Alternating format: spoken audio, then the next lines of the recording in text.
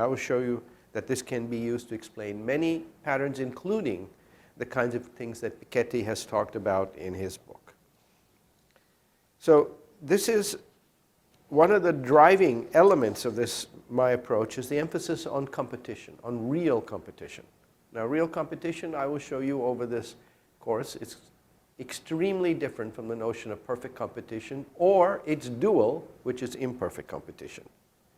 As you know, orthodox economics begins from the idea of perfect firms, perfect individuals, perfect knowledge, perfectly selfish behavior, and rational expectations.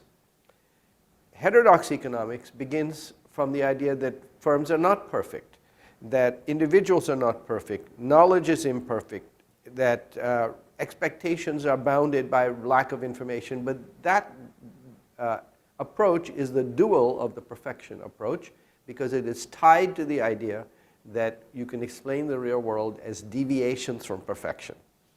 And that is not true, and obviously it's not true, because you cannot add up imperfections to create a general theory of imperfection. To have imperfections, you must have perfection, and perfection is a false starting point in the first place. The approach which I develop in this book does not proceed in the matter of perfect or imperfect competition.